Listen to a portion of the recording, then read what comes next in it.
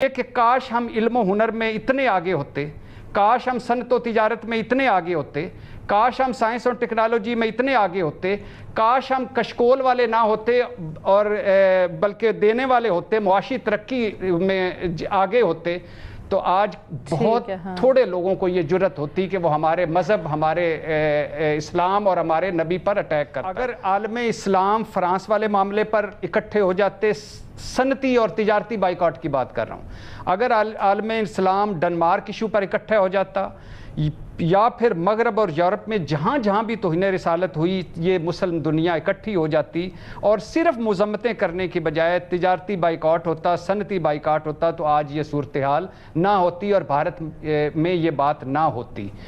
मैं तो कहता हूँ कि कश्मीर या फ़लस्तीन पर भी अगर आलम इस्लाम इकट्ठा हो जाए, ये नहीं कि एक तरफ से खुफिया मुलाकातें हो रही हैं और दूसरा जो है वो दूसरी साइड पे खड़ा, इकट्ठा हो जाए तो वहाँ भी सूरत हाल बेहतर हो जाए।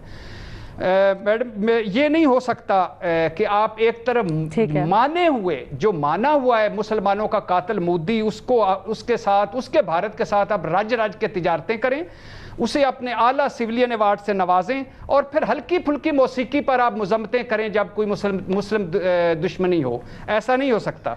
अगर सब मिलकर मुसलमानी, सिर्फ इंडिया में जो मुसलमानों के साथ हो रहा है उस पर अगर सब मिल जाएं, सनती और तिजारती बाइकआउट करें, तो ये मुसलमानों की हालत वहाँ रसूलुल्लाह सल्लल्लाहु अलैहि वसल्लम पर मेरी हमारी जाने कुर्बान, रसूलुल्लाह सल्लल्लाहु अलैहि वसल्लम की ज़ात मुबारक, रसूलुल्लाह सल्लल्लाहु अलैहि वसल्लम की इज़्ज़त व नामूस पर ज़ीरो टॉलरेंस। बैसियत मुसलमान रसूलुल्लाह सल्लल्लाहु अलैहि वसल्लम की जब बात आती तो हमारी शाहरक की होती है, शाहरक है ये हमारी, इस पर वार किया जाता है। बीजेपी और मोदी सरकार ने हमारी इस मामले में रेड लाइन क्रॉस की है।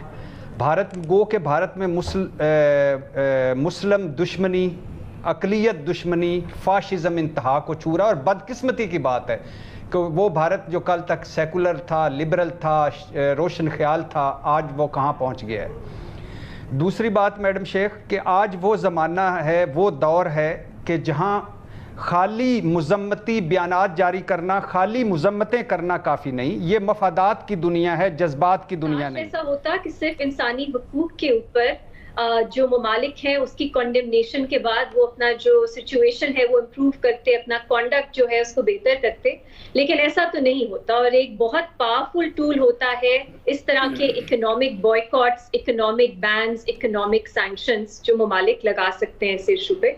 मुझे लेकिन 2-3 ताज़ाद नजर आते हैं इस पूरी सूरत हाल में और मैं उनको पॉइंट आउट करना चाहती हूँ। पहले तो पाकिस्तान, जब इस्लाम और मुसलमानों की बात आती है तब उन्हें जो फ्रीडम ऑफ रिलीजन है वो बहुत याद आता है, लेकिन हमारे मुल्क में जो मुसलमान नहीं है, हमारी नॉन मुस्लिम आबादी, उनके साथ भी बहुत बुरा सलूक होता है।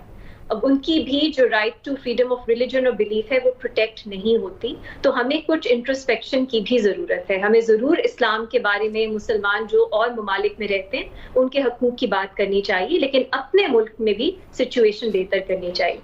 भारत में ये सिर्फ नुपुर नहीं थी या ये सिर्फ कुछ लोग नहीं हैं जो इस तरह की बात करते हैं। एक तसलसल से मुसलमानों के खिलाफ वहां पे एक तरह का उनको सेकंड क्लास सिटीजन्स की हैसियत में रिड्यूस कर दिया गया है। आप वो बीफ पे लिंचिंग्स देख लीजिए, मॉब वायलेंस देख लीजिए, हिजाब बैन देख लीजिए, सिटीजनशिप लॉज में अमेंडमेंट्स देख लीजिए, वहां पे एक खौफ में रह रहे हैं मुसलमान, और चाहे आप प्रिविलेज्ड भी हो वो खौफ जो है उनको भी है।